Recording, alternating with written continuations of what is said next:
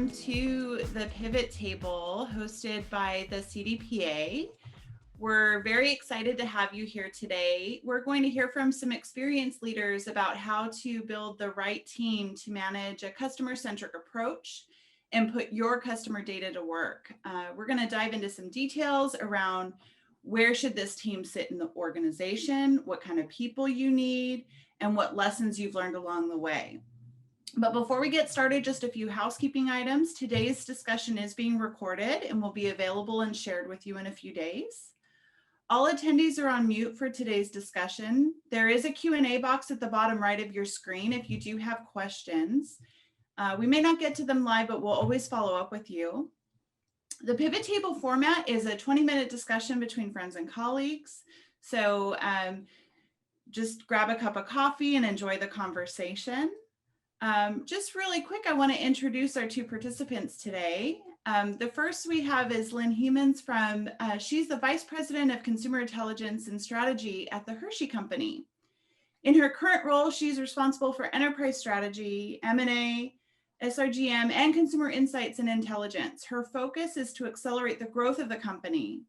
In her previous role, Lynn was Vice President of Customer Data and Business Intelligence for Taco Bell, which is $11 billion business and 7,000 stores. And she was responsible for strategic brand sales, forecasting, analysis, and operational analytics. So we've got great experience from Lynn. She's joined by Chris Chapo, who is another experienced analytics and thought leader. Chris has had more than 2 decades of retail analytics experience where he's led teams responsible for data-driven and evidence-based strategies across the enterprise, from customer and marketing to supply chain and product operations. Currently, he's serving as the Vice President of Advanced Analytics at Imperity, where he leads the analytics and consumer intelligence practice. And prior to Imperity, he led teams at companies such as Gap Inc., Apple, Intuit, JCPenney, and Enjoy. And with that, I'm going to turn over the conversation to Lynn and Chris. Thank you so much. And a quick housekeeping item. Although I am employed by the Hershey Company and formerly by Yum, the opinions that I'm expressing are mine alone and should not be attributed to those companies. And thank you so much for having me. You're so welcome, Lynn. I'm so excited to spend the next 15, 20 minutes with you, sharing some war stories, learning some, and hopefully sharing some insights for others. Jeannie set up the conversation fairly well in terms of what we're trying to accomplish today, which is to dig a little bit deeper into what does it take to set up an organization to be successful around customer centricity. But before we jump to that, I thought it might be good for us just to take a moment and step back and actually say, why would you even need a team focused on a customer-centric approach and transformation? Why should companies even care about this? Lynn, would love to see if you don't mind sharing a couple of your thoughts on this. Sure, I think it's a smart way to start because not everyone has started the journey. And when you look at digitally native companies that have a lot of tools and a lot of information, this is a page right out of their playbook. But many brick and mortar stores don't have that kind of information until now. The tools and the data are available. And so when you think about your customers and how much they're worth to your brand, and some have a deeper relationship than others, why wouldn't we want to know that, explore that, and create a stronger relationship in perpetuity? And I do think the tools and information that are at our disposal today are just going to get stronger. And I personally think everyone should consider starting that journey because I know that there's a lot of upside value to start and continue. I wholeheartedly agree with you, Lynn. And I too have seen the success that companies can embrace when they begin to embrace this customer-centric approach. And one of the things, just to add on to it, I love the way you said it's like, why would you not think about putting the customer at the center of your enterprise and at the center of everything you do? Because ultimately, that's what companies are there to do, is serve the customer. And of course, the reward you get would be the profit and the sales and hopefully the growth that you're all expecting. But focusing on the customer, putting that customer at the center of everything you do can really help not just engage your teams and workforce, but make sure you get the right products and the right services and you tune it in just well. But if that's kind of the starting point or the genesis, like, okay, it's obvious we should do it. What makes it so hard? And I think one of the things that I've observed is, and I'd love to get your perspective on this as well. There's oftentimes some barriers, organizational barriers to get started, whether it be executive support and buy-in, teams to help bring this to life. So I'd love if, Lynn, if you might kick us off on a little bit around what's the kind of the secret sauce that's required from a team makeup perspective and executive support perspective to get us started on this journey. I think you nailed two of them, definitely. Executive support is critically important. As one who has seen this transformation happen, it's also a cultural shift. And so knowing that it will change over time, getting key executives bought into the process early and often is extremely important. And then setting up a team that can go after quick wins, because everybody wants to see, hey, what is the progress? What do we know and what do we understand and what progress we have made is really important. I would say setting up a team, you can have both technical and non-technical. They do need to be very business savvy and be able to connect the dots. And intellectually curious is key, because the organization, when you start down this journey, you don't have all the information you need. And the ability to connect those dots and have those individuals that are always hungry to learn more and push the boundaries on where this can go and explore it is critically important. I also think that it should be a kind of team, not necessarily in one department, because I do think that the makeup needs to be very cross-functional, and the team needs to work very matrix and break down the functional silos that exist in many companies. Because I think when you go on the journey and when you're in the journey, what you'll find is you've made a transformation in the organization in order to unpack all this value. It's so key. I think some of the things you've talked about, the idea of cross-functional teams, I think is really important. And another thing I might add to that too is in terms of the mindset of the folks to help get started in this. I almost have seen success when we think about people who are entrepreneurs at heart, and their idea is, their belief system is they want to help drive and build a business, particularly as you're getting started, because there's going to be a lot of barriers. There's going to be a lot of challenges, and you want the team who in their heart of hearts is there to help build something new versus kind of maintain or optimize the business. So the entrepreneurial mindset, that's a hard word to say, I think is also important when you're selecting the folks in the team. A second piece is you're thinking about assembling a team to help tackle some of these initial problems is making sure that you have the right type of skills in the team. So that they can be somewhat independent as they begin to build solutions. A great example would be if you're trying to, one of the first things we're trying to tackle is personalization on your website. I'll just give that as an example. And in doing fuels with customer insights and customer data and segmentations. If you don't have someone who's actually a web developer part of your team, you're probably not going to get as far as you would if you had that person. So making sure you have the right skills contained within the team.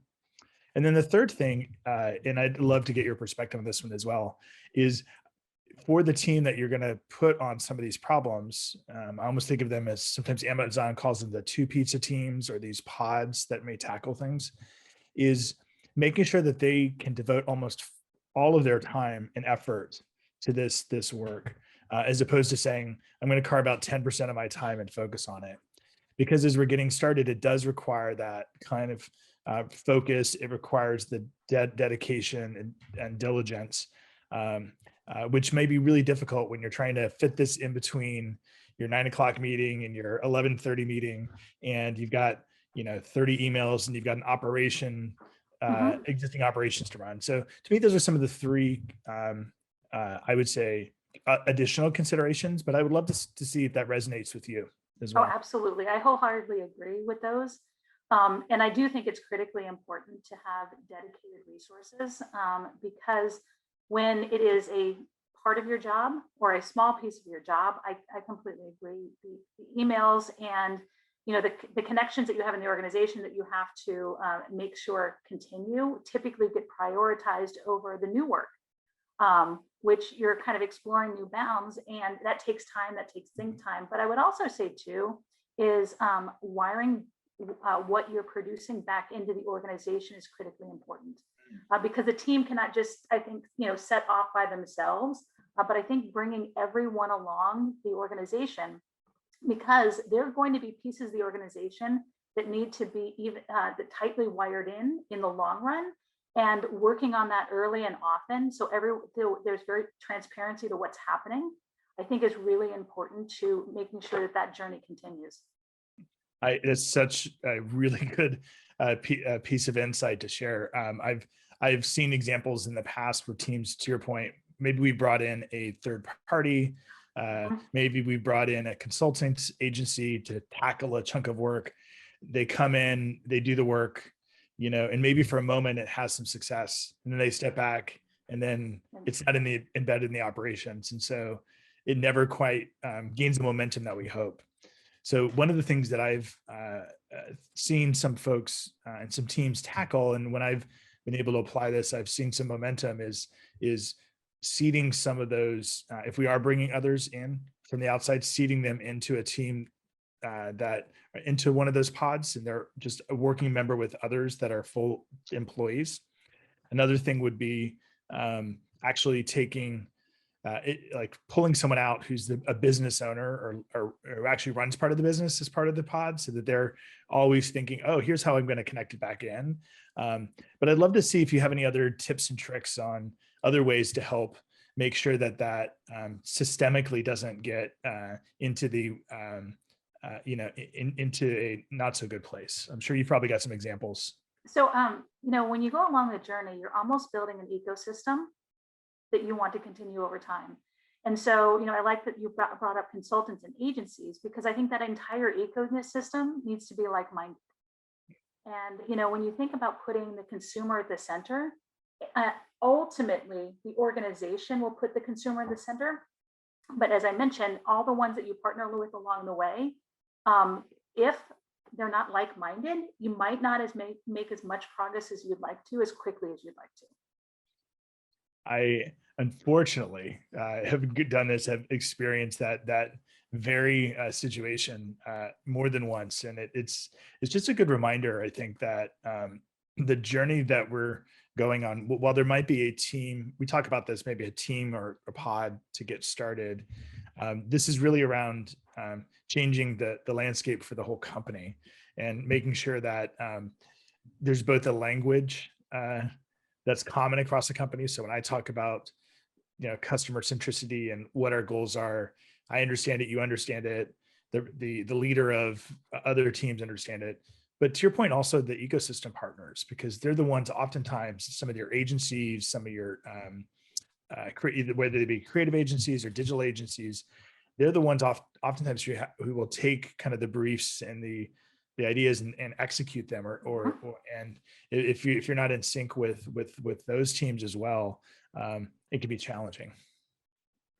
No, I definitely agree. And I would say too, starting the process is daunting. Highly recommend everyone consider it. But also, paint the vision of what the future could look like, and also paint the vision on how it can be wired into the organization and how it can affect the business. So that way everyone can see the vision and be brought along, I think is also really important. It's so important. It's winning the hearts and minds, right? One question we haven't touched on yet, and I'd love to get your thoughts, is who in the organization can lead the charge on this customer-centric transformation? Or said differently, have you seen any patterns on where this should sit organizationally within an enterprise or company? It's a very interesting question, because I don't know that there's a perfect answer. Some might say finance, some might say marketing, some might say sales, some might say operations. I think ultimately, because it involves a transformation of an organization, probably sitting outside those departments, but extremely well wired in, and having the business acumen drawn out from those departments that can be used is critically important. So reporting to the CEO or reporting to the executive sponsor is also, something that should be considered. I definitely agree with you on this idea. It's independent, not because it needs to, like from a checks and balances perspective, but it is such a large effort. And if we don't have the dedicated focus, it can not get the love it needs. The other thing I would say is in some organization, I've seen people naturally, without kind of the thought that you just shared, jump to well, this should just sit in marketing, right? It's customer, we've got marketing, so we'll just put it into the marketing team. And I worked in the past with a marketing leader who while that was kind of what the organization said, she approached it as, no, it's actually a company thing. And so I need to make sure I bring in my partners in all aspects, the merchants, the people who run store operations, the people who do in finance, because it's so important. This is a cross-functional thing, even if it might sit in a certain leader. So maybe the learning is that mindset of wherever it sits, it may be different in, depending on your organization. It needs to think of itself as a transformation kind of objective and span the entirety of the operations, and not just kind of one functional group. I totally agree. And I also believe when done well, you wind up creating a big competitive advantage for your organization. So true. So true. So we're getting close to the end of our time together. Maybe in our last couple of minutes, I would love to see, if you don't mind sharing with our listeners, if there's one best practice or lesson learned that you've had that you feel like you'd want to impart on the audience as they begin this journey, what would that be? I would say start the journey, because one can talk about the journey a lot, but just roll up your sleeves and start it. It's not going to be perfect. It can change over time, but even making steps along that journey is critically important.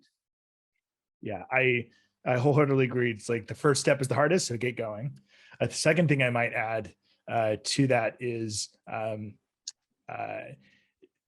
really focusing on both executive support and sponsorship, and having a team Absolutely. that can deliver results. Like if you have one and not the other, you're not going to go far. So work hard to make sure you have the team to deliver and the executive support to kind of drive this transformation.